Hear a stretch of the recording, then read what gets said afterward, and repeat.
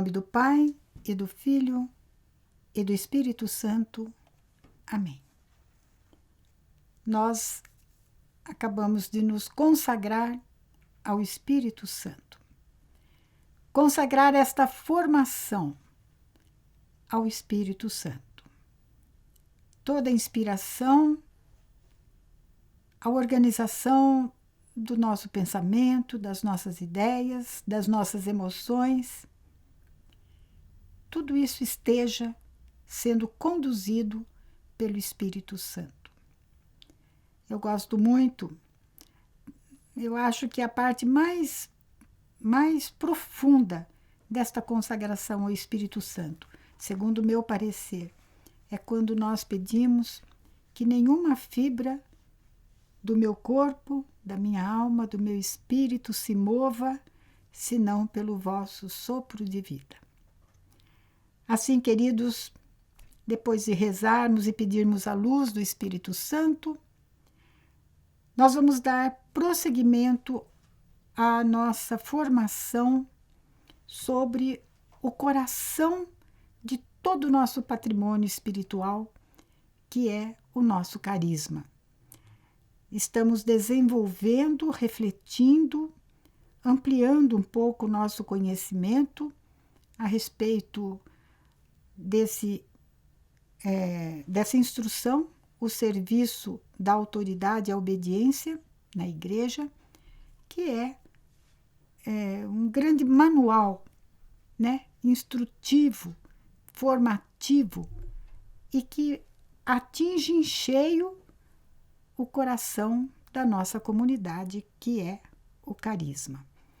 Este vídeo está gravado no dia 4 de abril de 2019. Este ano de 2019, eu acho de uma importância muito grande. Estamos completando 35 anos de vida na igreja e na sociedade. O selo pastoral que foi aprovado para ser o fio condutor de toda a nossa atividade pastoral, administrativo-financeira e a comunicação nossa, esse fio condutor tem a inspiração numa palavra do Papa São Paulo VI, São Paulo VI, no seu documento Evangelica Testificatio, e que diz o seguinte: sede fiéis ao espírito dos vossos fundadores, do vosso fundador. Então, eu quero que toda a nossa formação deste ano, quando o assunto for sobre esta instrução, tenha como inspiração despertar no nosso coração um ir além daquilo que eu possa deixar por escrito, deixar por áudio, por vídeo, mas, sobretudo, deixar a herança de um sonho, de uma intenção do meu coração. Vocês sabem que o sonho é sempre uma coisa ideal, não é a realidade. E no mundo de Deus, nas coisas de Deus, esse ideal é muito alto, né? É muito alto e profundo ao mesmo tempo. Então, confesso a vocês que da minha baixeza, da minha pequenez, eu olho para o alto e vejo a que distância estamos das estrelas, daquela estrela que foi a promessa de Deus para Abraão, né? Mas Deus leva em conta essa nossa fraqueza, essa nossa pequenez, e é quando nós nos sentimos fracos que Deus se faz aquela rocha firme, aquela presença que nos dá segurança, aquela palavra que nos estimula, mesmo quando precisando nos corrigir, é uma palavra que nos exorta, que nos levanta, que nos faz caminhar depois de alguma queda, de algum tombo. Então, este vídeo vai tratar do ponto número 2 da instrução 24, somente o parágrafo 3º, parágrafo 3. Como introdução ao nosso assunto, eu vou me valer da antífona da entrada da missa de hoje. Nós estamos, nesta data, na terceira semana, quarta, né? Semana da Quaresma, do ano C. E hoje, sendo quinta-feira, a antífona da entrada nos exorta. É Deus que nos exorta pela palavra do salmista. Alegre-se o coração dos que buscam o Senhor. Procurai o Senhor e o seu poder. Não cesseis de buscar a sua face. A liturgia, gente, para mim, é uma fonte inesgotável de inspiração. Por que estou falando isso? Porque Deus fez com que este versículo, que abre toda a liturgia do dia, coincide com o fio condutor de todo este documento, que diz: a vossa face eu procuro, Senhor. Este é o fundamento geral de todo o documento que estamos estudando.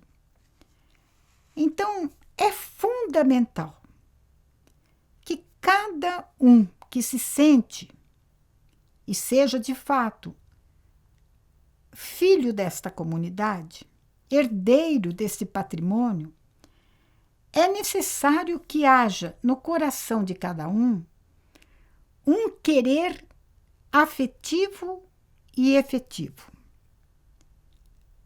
que o mova na busca, na procura da face de Deus, que já vimos em vídeos passados, é uma expressão bíblica que significa buscar a vontade de Deus. Mas não é qualquer tipo de busca, não é qualquer tipo de procura, não é como se eu estivesse buscando ou procurando, mas lá no fundo, eu acho que não vou encontrar nada. Não. Esta busca, esta procura só terá sentido para um verdadeiramente amarelinho se for feita com paixão. E isto, buscar a vontade de Deus com paixão, é uma graça. É uma graça que Deus dá a quem Ele quer, mas Ele dá também a quem pede. Jesus nos garante que Deus nos atende quando nós pedimos segundo a sua vontade. E o que mais Deus nos quer dar, senão uma identificação cada vez maior com Jesus, que falou: meu alimento é fazer a vontade de Deus. Eu só falo e só faço aquilo que escuto e vejo o Pai fazer e falar. Isto tem que ser a base, o fundamento, o grande impulso do nosso coração. Então, se eu não me sinto agraciada com uma vontade generosa de buscar a vontade de Deus, eu posso pedir a Deus essa graça. Pedi e recebereis, Ele vai dar. E nesta busca apaixonada pela vontade de Deus, está a raiz, a alma da nossa vocação. Vocação para a comunidade católica Nova Aliança. Um chamado de Deus que quer confiar a cada vocacionado, a cada um de nós, a preciosidade do nosso patrimônio espiritual. Se nós não somos portadores, não somos herdeiros de nenhum bem material, pelo menos na comunidade, não. Se não somos herdeiros de nenhum bem material, porque os bens materiais que nós temos estão a serviço, pertencem à Nova Aliança, que pertencem à Igreja. Não pertence a uma pessoa específica e nem a um grupo de pessoas. Então, não somos herdeiros de nada material. Mas o que é uma herança material em função de um bem espiritual? Né? Que o ladrão não rouba, que a traça não come, que a ferrugem não corrói. Uma coroa incorruptível, né? Uma herança incorruptível, que é o nosso patrimônio espiritual. Então, neste exercício da busca da vontade de Deus, de uma forma apaixonada, nós vamos percebendo que Deus vai construindo a cada progresso nosso, a cada passo que eu dou em direção ao meu Senhor, em direção ao crescimento nesta busca apaixonada da vontade de Deus, Deus vai fazendo atrás de nós um caminho, uma estrada, um itinerário de vida, de santificação. Mas esse itinerário, é um caminho, é uma estrada libertadora. Isto é, cada passo que eu dou na renúncia ou na busca da vontade de Deus, na prática efetiva e afetiva da vontade de Deus, eu vou deixando para trás algemas que vão caindo dos meus pulsos, dos meus tornozelos, amarras, redes que vão sendo furadas, vão sendo esfareladas, nós que vão sendo desfeitos e que envolviam o nosso coração nos nossos caprichos, nas nossas vaidades, no nosso voluntarismo, né? Na nossa prepotência, nos nossos projetos pessoais, na nossa projeção pessoal. Se trata, portanto, de um caminho pascal, de um êxodo, né? Um êxodo cristão. A saída do eu, a saída do nós também, para Deus. Onde todos abrem mão dos seus ídolos. Não é tudo de uma vez. O caminho da santidade não é feito de uma hora para outra, nem o caminho da salvação. Eu gosto muito daquela imagem que nos apresenta o profeta Ezequiel, falando no capítulo 47, de 1 a 12. Se não me engano, é isso. Ele vai falando que alguém chamou o profeta e falou: olha, vai entrando no rio. E as águas daquele rio foram subindo, primeiro no tornozelo, depois na canela, depois no joelho, depois no quadril e depois o profeta teve que nadar. A obra que Deus vai fazendo no nosso coração é progressiva. Não é tudo de uma vez. A própria conversão de São Paulo, que a gente fala assim, ele foi salvo de uma hora para outra e se santificou de uma hora para outra. Não. Ele teve uma experiência inédita, não é verdade? Ele teve uma experiência de Jesus Cristo originalíssima. Mas o processo salvífico de Paulo e o processo de santificação de Paulo obedeceu uma caminhada. Tanto é que ele ficou 3 anos lá no deserto da Arábia, depois, entendem? Fazendo o quê? Refletindo, se analisando, se colocando diante de Deus e se deixando moldar por Deus. Esse é o agir do Senhor. Só que nós somos um povo de cabeça dura, como aquele povo do Êxodo, do Antigo Testamento. Eles tinham vivido anos e anos, gerações e gerações, escravizados sob o faraó. Uma escravidão tremenda. E Deus, na sua misericórdia, que tinha escolhido aquele povo, a partir de Abraão, escolheu para si um povo. Eu serei o seu Deus e vós sereis o meu povo. Que coisa linda essa frase. Deus é o meu Deus. É um Deus para mim. E para todos aqueles que são conscientes desse Deus para mim. É o Deus para nós, é o Deus conosco.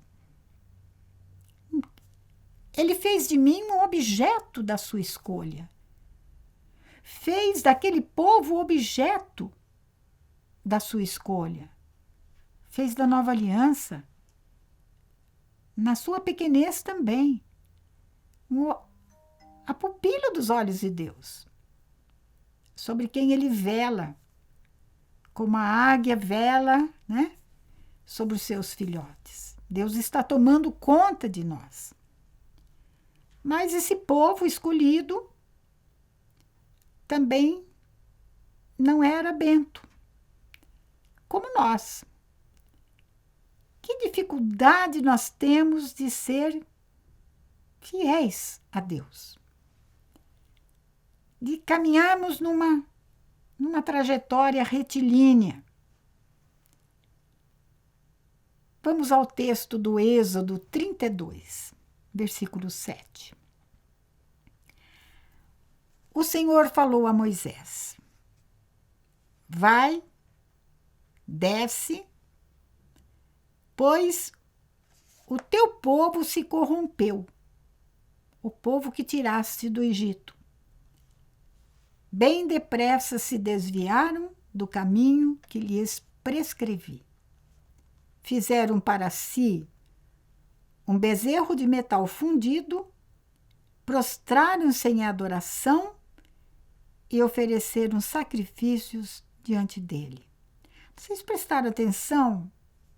Agora que eu estou proclamando esta palavra aqui, eu vejo aquele Deus que falou: eu sou o vosso Deus e vós sereis o meu povo. Agora ele não trata este povo como o seu povo, é o povo de Moisés. Desce, porque o teu povo que tiraste do Egito se corrompeu. É como se Deus, nessa expressão, estivesse tomando uma atitude, virando as costas para nós. Jesus. Aqui está um grande item do inferno, né? Onde as pessoas que não acreditam no amor de Deus, as pessoas não se entregam confiante na mão de um Deus que é a nosso favor, a meu favor, que só quer o meu bem, a minha felicidade, e vai procurar a felicidade fora de Deus. Essa é a visão do Antigo Testamento, um Deus que vira as costas para nós. Mas nós estamos no regime da nova e eterna aliança, que Jesus veio revelar para nós. Por mais que nós construamos um bezerro atrás do outro, Deus sempre está disposto a nos perdoar, desde que nós também estejamos dispostos a reduzir os nossos ídolos a pó, como Moisés teve que fazer com aquele bezerro de ouro. Desde que eu me converta da minha nuca dura, da minha cabeça dura, das minhas ideias, das minhas durezas de coração, que não se inclina, não abre mão das suas coisinhas para abraçar os grandes interesses de Deus. Então, este caminho, como foi para o povo que saiu do Egito, e olhem que aquele povo, né, pelo menos a primeira geração que saiu do Egito e caminhava no deserto, tinha visto as obras maravilhosas de Deus, obras libertadoras, através das pragas que nós lemos também no livro do Êxodo. A mão poderosa de Deus agindo em favor do seu povo, dando chance ao faraó de também ele se converter. Aquelas provações às quais os egípcios das quais os egípcios foram vítimas, com faraó e toda a sua corte, nada mais eram do que oportunidades que Deus estava dando de deixar o seu povo sair. Mas o que mandou mais? Um ídolo, o poder econômico. Vai faltar mão de obra no Império Egípcio. E nós é que vamos ter que fazer tijolo? Não. Esse povo não pode sair daqui. Então, o caminho da busca da vontade de Deus, esse caminho pascal, esse caminho que vai me libertando aos poucos dos faraós, dos cavalos e cavaleiros do faraó, dos demônios da nossa vida, é um caminho de assédio do inimigo. É um caminho cheio de tentações, de assaltos. Quantas vezes somos pegos de surpresa? Gente, que espinho na carne que eu tenho, que é o meu primitivismo. Em que sentido? A minha primariedade, não primitivismo, a minha primariedade. Eu solto a palavra, tantas vezes com rispidez, com grosseria, ofensiva, e não era isso que eu queria falar. Não era daquela maneira que eu queria falar. Eu também sou assaltada pelo demônio que atiça, que fustiga o espinho da minha carne. É um caminho onde o inimigo ataca como a serpente, né? Vem sorrateira, com astúcia, com esperteza, enrolada, né? E só dá o bote com segurança. Este caminho, na construção dos nossos valores, nós temos bem definidos os nossos valores. O que é que constitui o sustentáculo de toda a nosso agir pastoral, de toda a nossa missão. São 4 pernas da mesa. A obediência, o espírito de obediência e a própria obediência, o espírito de fraternidade, o espírito de obediência, o espírito de comprometimento e o espírito de organização. Nesses 4 valores, o inimigo não vai dormir. O inimigo vai se infiltrar. E se nós não formos pessoas, como diz aqui o documento, página 5, diz assim, parágrafo 3, as pessoas que creem no Deus de Abraão, de Isaac e Jacó, no Deus de Jesus Cristo, não podem deixar de empreender um caminho de libertação pessoal de toda e qualquer sombra de culto idolátrico. Porque se cada um fica lá venerando, adorando, bajulando, cedendo ao mínimo ídolo que seja,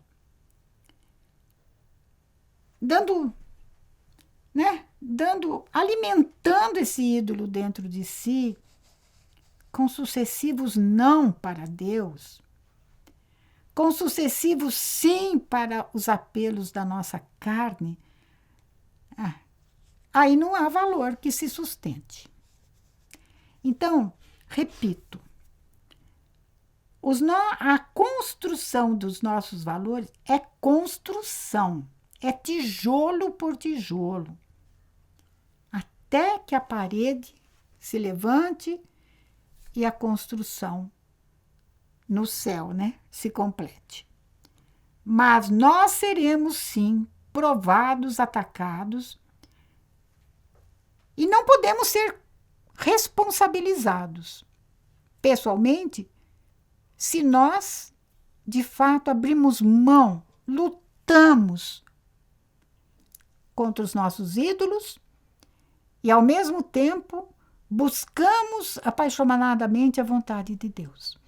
Os que não fazem não têm essa dupla visão, combater os próprios ídolos e abraçar a vontade de Deus, ou primeiro abraçar a vontade de Deus e, consequentemente, repudiar os seus ídolos, estão se prestando a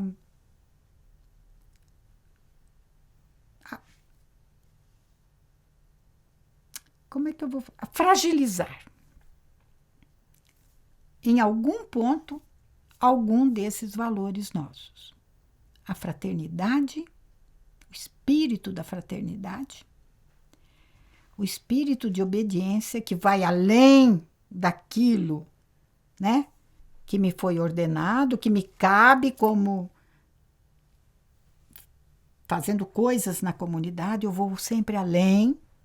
O espírito de comprometimento, que não me deixa ficar fechadinho só no meu quadradinho, mas eu vou ampliar para outros que precisam do meu compromisso, vou ter esse espírito de fraternidade. Se eu falhar com o meu irmão, eu estou falhando com Deus, estou falhando com esse patrimônio. E, finalmente, tudo isso para ajudar a que a comunidade seja uma associação de fiéis organizada, orgânica, em que um se sinta dependente do outro e, ao mesmo tempo, colaborador do outro, para que o organismo funcione saudavelmente, sempre tendo em vista o reino de Deus. Este caminho de libertação, que é o título desse ponto número 2, esse caminho de libertação se não for um caminho onde se busca a vontade de Deus nas nossas decisões pessoais e comunitárias, vai levar a um beco sem saída, que são as soluções mais fáceis, Há soluções mais práticas e provavelmente desonestas, injustas, podem até ser legal, porque todo mundo faz, mas profundamente imoral. Não é o nosso caminho. Isto é um caminho de ídolo, né? Dá um jeitinho para as coisas serem facilitadas. Não é o nosso caminho. Por outro lado, este percurso que nós chamamos de caminho de libertação conduz a uma liberdade para que eu cada vez mais seja aderente ao plano de Deus. Mas esse caminho é o caminho do Deus sem pressa. Os mais antigos de vocês sabem da maravilhosa obra fininha de um monge beneditino, acho que do Uruguai, que escreveu um livrinho chamado Um Deus Sem Pressa. E ele vai fazendo uma análise do povo de Deus em tópicos do Antigo Testamento, mostrando que Deus poderia ter feito isto pelo seu povo. Mas ele se mostrou um Deus sem pressa. O nosso caminho de crescimento, de santificação, né, é lento, é demorado, é cheio de vales e montanhas, de luzes e trevas, de caminho para frente, passos para trás, mas vai nos levar a um final feliz. Qual é esse final feliz?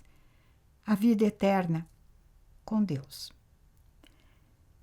Então, queridos, é preciso querer e praticar atos que me tirem do Egito de mim mesmo. Eu posso ser um pedaço da terra prometida, um pedaço do céu, o meu coração. Mas eu não posso ter uma região do meu coração correspondente ao reinado do faraó. Eu preciso querer sair do Egito de mim mesma para a terra que Deus me deu. Eu preciso abrir mão de uma herança maldita dos meus pecados para abraçar a herança que Jesus Cristo deixou à minha disposição. Eu preciso passar de uma vida de opressão dos meus vícios para a verdadeira liberdade, a fim de que eu seja colaboradora com outras pessoas da minha comunidade, na construção de uma sociedade nova, de uma igreja renovada, que vá perdendo as suas rugas e vá se rejuvenescendo cada vez mais, ascendendo, né, para aquele encontro da igreja com a igreja celeste, a Nova Jerusalém, né, a Jerusalém celeste. E sou colaboradora também para que a nossa comunidade vá adquirindo aos poucos a verdadeira configuração com a missão e a pessoa de Jesus Cristo. O compromisso dessa semana é muito simples. Eu gostaria que vocês, depois da assistência desse vídeo, fizesse silêncio no seu coração. e procurasse perscrutar o que é que sobrou de tudo o que eu tentei transmitir para vocês. Perscrutar o apelo de Deus, né? A respeito dos meus ídolos. Que é que eu dei, como é que eu vou lidar com isso? A respeito do meu querer ser mais de Deus, né? Querer, eu sei que o querer está no meu poder, mas poder executar o meu querer, não. O que me falta? Qual é a graça de Deus que eu tenho experimentado? Quais foram as minhas libertações na trajetória da minha vida pessoal? E gostaria que vocês também repassassem um pouquinho a história da Nova Aliança. Vejam se vocês estão percebendo uma trajetória de amadurecimento, de crescimento na graça de Deus. Depois que você silenciar e tentar perscrutar tudo isso no seu coração, tente fazer um resuminho. Pouquíssimas palavras. Escreva o que sobrou. E depois você vai rezar sobre isso. Vai conversar com Deus sobre isso. E partilhar no dia da partilha. A todos vocês, o meu abraço, a minha gratidão, a minha oração, o que peço para vocês também, por mim. Louvado seja nosso Senhor Jesus Cristo. Em nome do Pai, e do Filho, e do Espírito Santo. Amém.